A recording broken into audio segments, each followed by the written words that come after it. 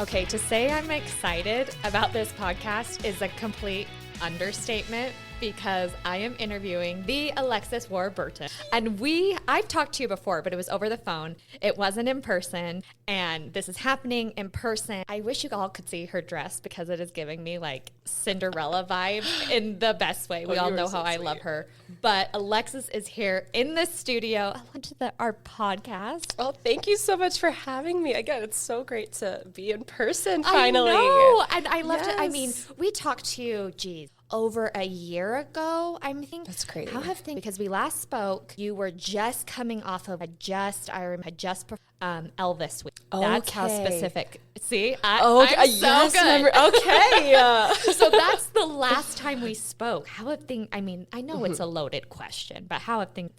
Things have been a whirlwind. It's been crazy. Lots of highs, lots of lows, just adulting. But yeah, since Elvis week, I finished out that season and it was so much fun. I had to fill in Yella for one more week after Elvis week. Okay. Yes. And then I was just troop for the rest of the show, and it was so fun. Such a cool experience. Yeah. And my dad came to the finale. Aww. And it was just so sweet to see him in the audience and just watching me live out this dream. Like, it was the same feelings of So You Think. Like, it's so crazy when you see your loved ones like in the audience of you doing your dream show. Like, nothing is more of an incredible feeling than that. And after that, I went on to do the Dancing with the Stars tour as a pro. Mm-hmm. That was so much fun. One of my favorite shows.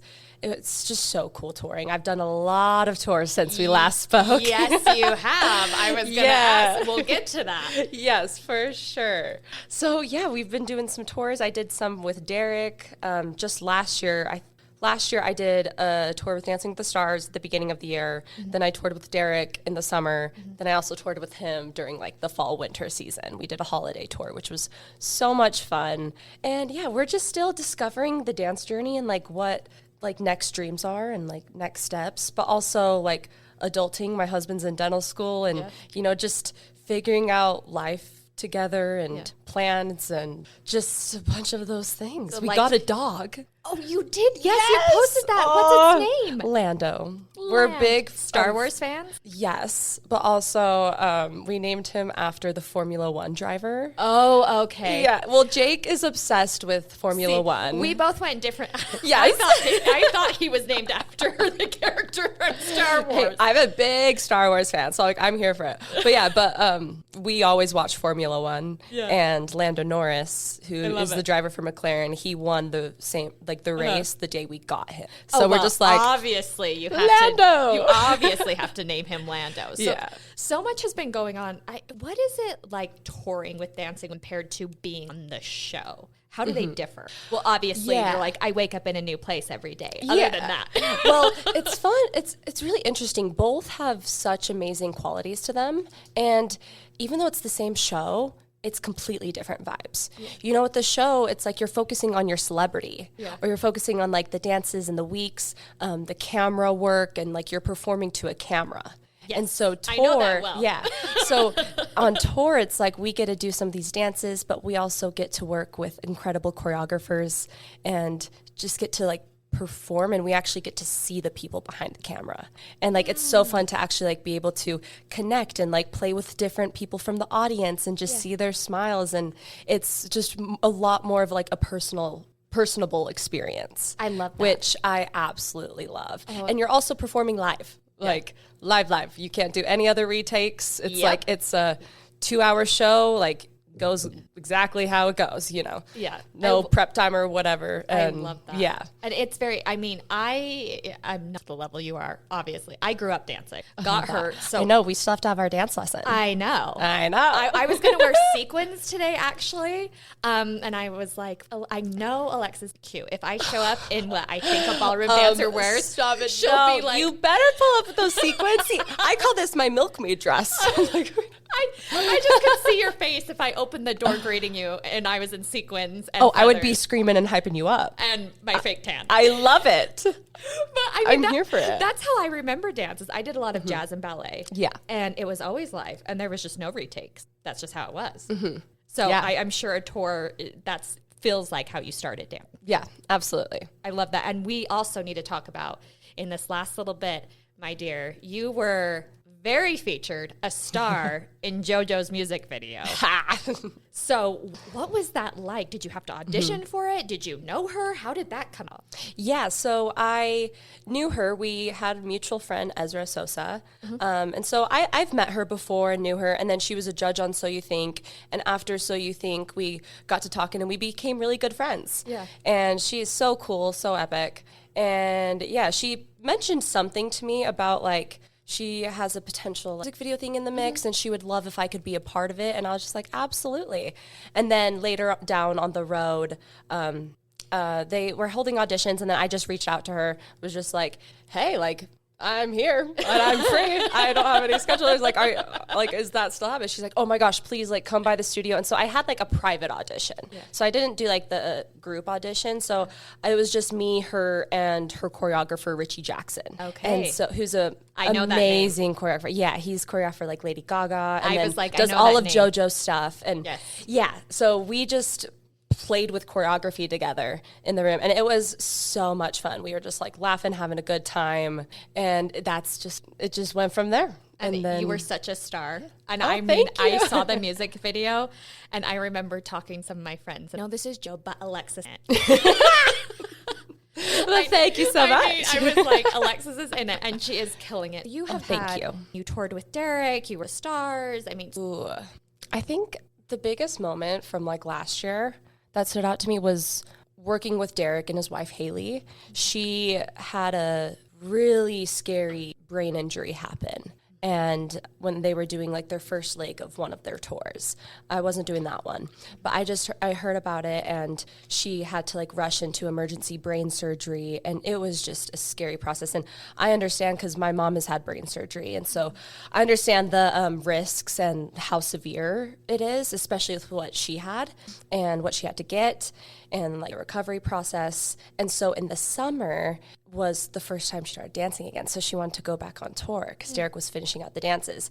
And so that's when they called me up because they wanted me to be her understudy to kind of like do some of her dances. Yeah. And then like if she had a bad day, I'd fill for her for more dances and we would just kind of play it by ear. But I was just there on tour for her. And that was such a cool experience to just be in the room of. Like, I absolutely love Derek and Haley. Like, they are family to me and just have been with me. We've known each other for like over 8 years working together. And so that was really cool, just seeing like a miracle happen right in front of my eyes, like seeing her dance again when like she was never supposed to dance again after something so like life-threatening and like life-changing. And, you know, kind of seeing what her and Derek had to go through that healing process. It was so cool to be in the room and see her start to dance again. And like, it was funny because she was reminding Derek of the moves. Derek was forgetting all the moves. And she was like, no, babe, it's this. Like, yeah. And so it was cool seeing like her lead him through that. Yeah. And just, it was really magical to just like witness like literally a miracle happening right in front of my eyes. And so I think that was one of like a highlight moment from last year because it just put a lot of things into perspective. Yeah, just a lot of things about just life and dance, and just made me so grateful for life and dance and just the impact that, you know, she has on others. And she's just inspired me, and just seeing like just her personality and like how she views life and like views everything. It was just really special to witness. And it was like, yes, we're dancing, doing something, but like I'm witnessing a lot more than just dance, you know? And so that was really special. And I think what you said there, more than just dance. Yeah. I think coming from a dancer's perspective, dance always is. Exactly. And it's like what you in that mirror. Mm-hmm. It's an art form, you know, push it, brings people, connects about you, connect all of them, do it so that's been truly, I know things are cool, but if again, who would be? I would say Jack. And my producer were just like, yes. Absolutely. I would have the best time with him, and it would be so fun to create stuff on him. Or I would say, like, if we're playing like Dead or Alive, like Robin Williams, or like, oh, that would just be so fun. Like, I want someone that is doing karate where we could do some like crazy moves, or a comedian who can just like make me laugh and like, I love it, you know, and just have such a witty personality and outlook on it. I love that. Yeah, that absolutely. would be so much fun. I am a huge fan of both of those men. So, and honestly, the world of social media has brought a completely different dynamic to dance and Dancing with the Stars as a whole. How do you think social media has kind of evolved the show and the... Absolutely. I think that it gives the audience a lot more of behind the scenes content. Like you're seeing a lot more than just what's on TV. Like you're seeing the process behind and rehearsals and seeing the playfulness and banter that happens behind stage and with your partner. And you're literally seeing like behind the scenes of the studio, of like everything. And so I think it adds that aspect to it where it's just a lot more of a personable experience for the fans. I love that. Okay. And speaking of social media, I follow you. I'm a devout follower of Alexis on social media. And you and Jules Huff, I just called her Jules like she's my friend. I have never met her in my life. Hey, she is the most friendly person ever. I mean, Julian. Everyone's her friend. Julian, I called her Jules like we've been best friends for years. Julian, you have been seen with her a lot on social media, and you two keep saying big things are happening. Can you tell me about these big things, or is this like hush hush? I could tell you about some. Okay, she said some. I could tell about some. So she's still going to hold on to some things. So what are the things you can tell me? Yes. So one of them, she was doing a music video for a friend, and I was just helping her we were just making some choreography and moves together. So that was one. The other one, her and Derek are starting up this ballroom mix jazz world versatility like competition or convention. And so we've been working on like combos for like our pop-up events. And so that was kind of that. And yeah. Okay. And then she's giving me, I know this is a podcast, but she is giving me this ginormous smile. So I know she's holding on to a secret that she can't say. Yes. I'll leave it go. Can you like a hint? Okay. Well, it doesn't have to do with Julianne, but she does know about it. Okay. So Jules knows about it. My good friend Jules. Yes, your good friend Jules. No, there's just some things are in the works. Some things are in the works. Nothing's official, but we're in the works of something. So stay tuned. And I discovered with Alexis, she's and like manifest that it comes to life. When she says we, she just means herself. Oh yes, me. I always refer to myself as third person. Me, myself, and I. We. Okay, so we'll let that go. I will be bothering you about this until it happens because I have to know. Sounds good. And I mean, we're on this topic of social media. You have, you can dance, the stars, the doors, everything. How? Because I'm absolutely online. How that and how do you get it to not in a negative way? Oh, absolutely. I am very much an emotional person, and I wear my heart on my sleeve. And so any negative comment definitely hurts. And it gets me. So I've had to do a lot of self-work into just believing in myself and, Mel Robbins' theory of like, let them, and just kind of rediscovering how I view myself. And so I think a lot of self-work has come into play. And I try not to let it get to me, but I'll admit I'm human. Sometimes it does, especially when I do care about people's opinions, and I'm a people pleaser at heart. And so that's another thing we're working on as well.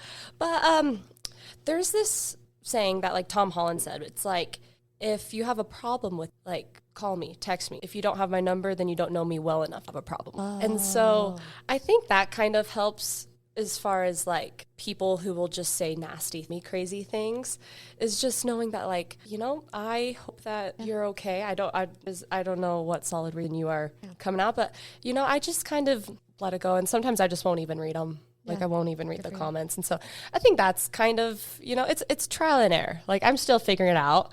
Like I definitely don't have it as bad as like some other people. So I am grateful for that. And I do feel like I get more love than hate.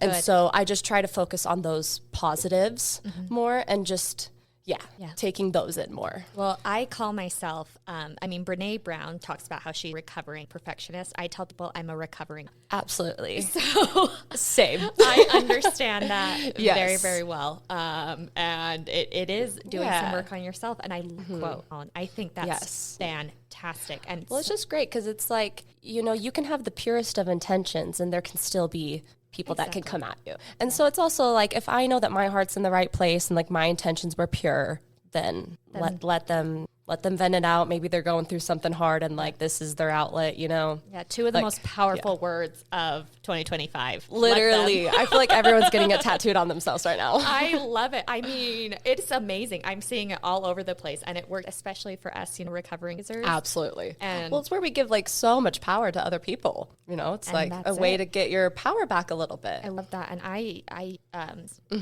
Exactly.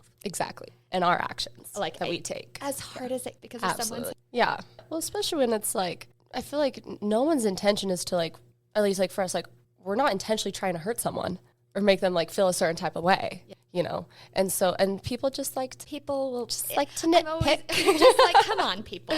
Yeah.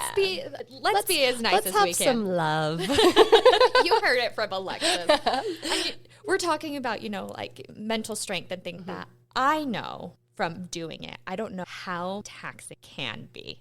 It takes so much out of you physically, but so much out of you, just different things. I mean, I joke when I had my baby, I think when he was like picking up choreography now, I'm like, oh my word, but that's like a different type of mental, a different type of mental game. How do you stay mentally focused, especially when you're on a tour and you're exhausted or just pushing yourself to the limit? How do you stay mentally sharp, okay, when so much is going? Honestly, I would say I rely a lot on my faith and my religion, like to carry me through those moments, like especially during So You Think, when like the most stressful times and you're literally getting bullied and put through the ringer and just so much stress.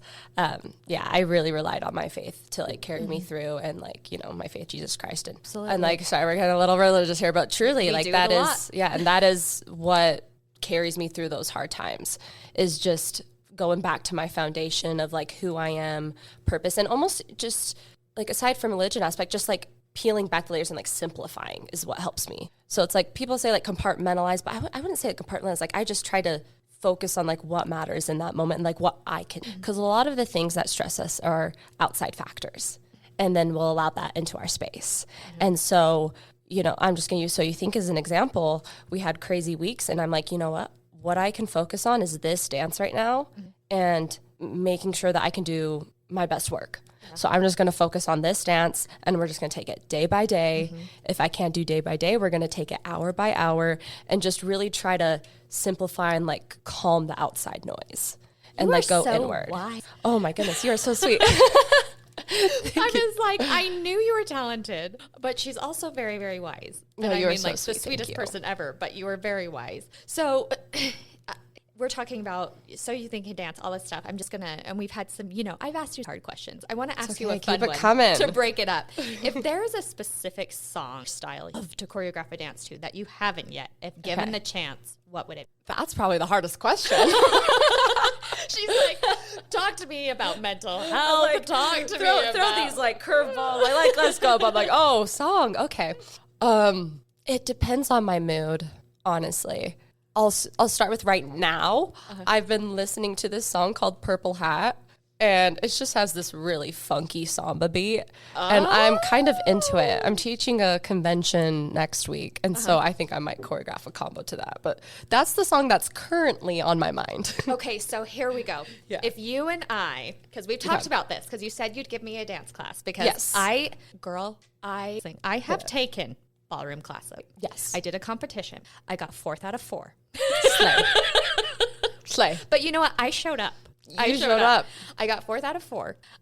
If you were to teach me, like, you know, a number, what song would you? I gotta know. See, this one is hard. These are the hardest ones. Well, I would first ask what song you would want to go with, because I'm an 80-year-old at heart, so if anything is old, I mean, immediately Girls Just Want to Have Fun. It's like the first song that just came to mind. And you know what? I think it's my milkmaid outfit, your hot pink top. I'm like, girls just want to have fun. There we go. So you can catch me and Alexis on tour performing Girls Just Want to Have Fun in our sequins and our feathers. Absolutely. We'll like salsa it out. Oh, perfect. Salsa was the one I was good at. The one that I was horrible at was rumba. Rumba. Okay, so maybe we have to do rumba. I was so... I just couldn't. I mean, seeing me, I don't believe that. I'm a very intense person, which serves me well. So paso? And I could not let go of my hips to do the rumba. I just couldn't. Well, and the rumba's a hard dance, especially like when we teach celebrities, because it's so slow and there's so much technical aspects to it. So you don't have much room to hide any mistakes. Great. So the rumba is the hardest dance. If you see me on tour dancing, know that rumba was hard. And yes. But then we'll do our girls just want to have fun salsa and live our best lives. Everything's great. So within the dancing community, so many Houghs. They mean the world. It's just like who they are. It's so amazing to just be in a room with them, see them create. Because it's like your idols, the people you look up to. And I feel like I've learned so much from them. And that's where I feel so grateful. Like I've been surrounded by the best of the best, competed against the best of the best. And it's just so like honoring and humbling to just witness their magic and like who they are as a person, but also their creativity and just see how they work and how they create routines and how they carry themselves. It's really cool and fascinating to be a part of. And I just feel so great. You know, I consider them my friends and yeah, it's really special. I'm sure the feeling, what would maybe a young dance she did? I want to, maybe there's. Well, one, that all those feelings are valid because I still feel those to this day. I would say just to know like that you are good enough. Like no matter like what anyone says, like you are enough. I think that's what I really struggled with growing up is like believing that.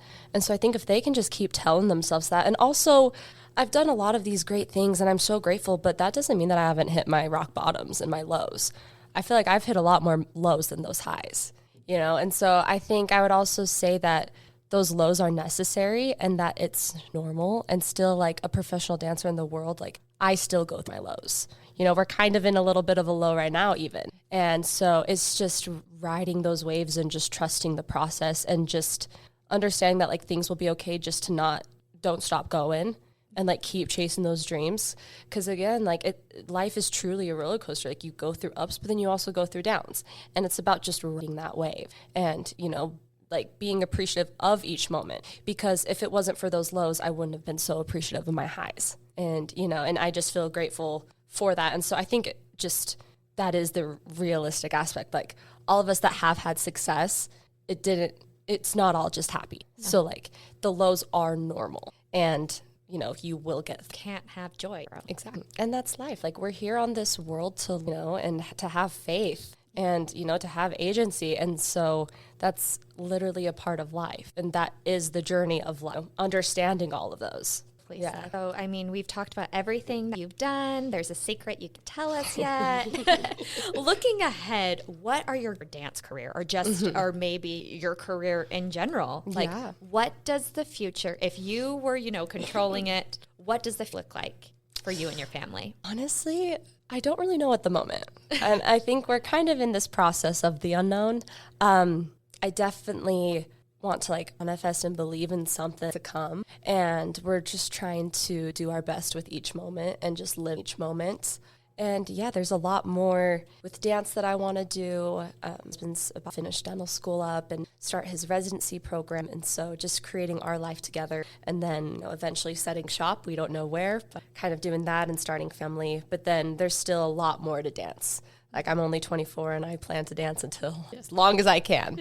And so, yeah, I think we're just figuring out what's next. Like what I want to do next. Like what are my goals? Yeah. And I think this year I'm kind of going through a journey of more self-discovery. I feel like this year has kind of been a learning and experimenting year for me. My goal is, like my word of the year is to evolve. And I think that's in all aspects of my life, you know, mentally, emotionally, physically, spiritually, you know, with dance. And so we are just trying to fill out, and that's our journey. So it's a little unknown right now, but we're trying to be okay with that. I have no idea why you first started that sentence talking about manifesting. I am getting emotional over here. I don't know why. Our producer is looking at me like, oh, Laura, we are kindred spirits, my dear. For sure. I get you. And I know the future is going to be great for your hubby and Len. Oh, thank you. He is my sunshine. So we have loved talking to you, and we're going to wrap up this interview with our Fresh Five. We did this last time. I asked you 5 random questions about you. And I remember last time I talked about guilty pleasures, and we talked about pimping videos. Oh, yes. That's still true. Girl, I feel you. So I I think I asked you some of these last time. Some of them are different. Okay. So first off, I'm going to ask you, what Hogwarts house do you? Obviously, I want to believe it's Gryffindor, but I've taken this test multiple times, and every time it's a Hufflepuff. And you know what? There is no shame in being a Hufflepuff. Hey, that was Robert Pattinson's house. I know. I'm here for it. We love all of our Hufflepuff families. Yes. We love it. I have taken the quiz multiple times, and very odd, and everyone listening is going to come lying. I always end up in Slytherin. Stop. Or Gryffindor. And I think the only reason I end up in Slytherin is because I'm very driven. And so some of the questions, so it's like, you belong in Slytherin. I don't think that's accurate. Hey, there's some legends of Slytherin. Oh, I know. But yes. I'm like, that's very interesting. So yeah, I'll even try to like answer the questions like a Gryffindor would, and I still get Hufflepuff. I always switch back and forth between Gryffindor and Slytherin. It's always one of the two. But hey, I'm happy with either. Hogwarts is actually my fantasy life. Oh, like, I was waiting. I would want to be in that world. I was waiting for, sure. for my letter till I was like my birthday. Oh my goodness. Same. I actually have 2 brushes on my desk. One is a Cinderella brush and one is a Gore brush. So I that's love where we're that. at. And I part my hair with a Fleur Delacour wand. Stop. So that's where we're need at. That. I know. I keep wanting to buy these magic wand, like Harry Potter, like wand makeup brushes. Oh, I know the ones you're talking about. My friend has my them. husband's like, you already have too many brushes. You're I'm like, yes, ugh. I do, actually. Yes. Love it. Okay, the next question is, what is your go-to karaoke song? Do you want to build a snowman? From Frozen. Absolutely. Every single time. It's that one. I don't know why that made me laugh so hard. You're thinking like, near, far, wherever you are. I love that. For sure. Yeah, that's my song. That is great. And I don't think that should ever change. Perfect. You know. I was like, mine is Don't Stop Me Now by Queen or Somebody to Love. That's a good one. That's a good one. I mean, poor Freddie Mercury. Oh my gosh. I'm sure he's just looking down on me. Not sing my songs, please. Oh, stop. He's probably rocking it out there. Hyping you up. So we did that. Now let's talk about, this one's simple. Spring is here. What's your... Ooh, I really love tulips. Or I love like pink roses. Love it. All yeah. Right. And this one's just, would you rather? Would you rather fly or take a road trip? Depends where. I don't know. I just shrug. I'm like, it's just road trip. Okay. Road trip. I really love road trips. Where you can sing, do you want to build a snowman? Exactly. I mean, in the car. I guess you could do that on a flight. Well, me and my husband do play karaoke in the car. Oh, yeah. And we will belt it out. Yeah. Yeah. I mean, it's one of our fondest pastimes. You could do that on a flight, but I don't know how well it would be received. Oh, I would be way too nervous and embarrassed. Dance makes me extroverted, but I am 1000% an introvert. And so like on flights, it's like, I get nervous if like the person that's next to me that I don't know like wants to have a conversation. Like I want to be nice and like have a conversation. At the same time, I'm like, I am so shy right now. Like I am so shy. So we're not going to be singing on a flight. Great. We'll Unless the flight is like to Thailand. Okay. Then like. And it's really long. Yes. And I'll sing in my head. Okay, perfect. Finally, the final Fresh Five question is, how do you start if you don't start your morning and the rest of the... I've been trying to, I have a very specific night routine and like it is so consistent. My morning routine fluctuates because I'm so not a morning person, but I've been trying to push myself to like go to bed early and wake up earlier. Currently, I have to drink water right when I wake up. No, it's more just because like I know that's what I should do. That's my night routine. It's like I genuinely like enjoy, but like my morning routine is like, okay, I need to do this. Like this is gonna set my day up for success. I usually love to make my bed because it just starts off a note. Yeah, and then I immediately take my dog out to go potty. It has to happen. That has to happen. I do it right then and there because I don't trust him. Yeah, without going potty. And then I will usually take a shower to like wake up and do the morning skincare, brush the teeth, and then I will usually pop open a Celsius. I'm like energy first thing in the morning. There you go. Yeah. Should probably wait for a while longer, but you know. We love it. We got to get that kick. Everyone has their morning routines, and I just wanted to know what yours is. Everyone's are different. And that is it. Some people are like, it's a trend that's going right now. It's an article I read that a lot. I don't know if it was on TikTok. It's basically called the close. So like when you're on the closing shift of retail, you fold everything, put everything morning. Well, I wouldn't say perfect, but everything is a little more morning. Yeah. So I think those things are so very important. Yes. Love it, love it. Well, Alexis, it has been an absolute joy talking to you. Come back anytime. And everyone, thank you so much for listening. Please remember to rate, review, and subscribe, and we will catch you next time.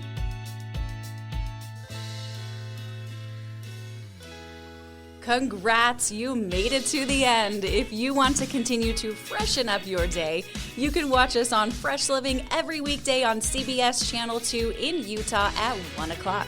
You can also watch us on our YouTube channel, KUTV Fresh Living, and follow us on social media. We will see you next week.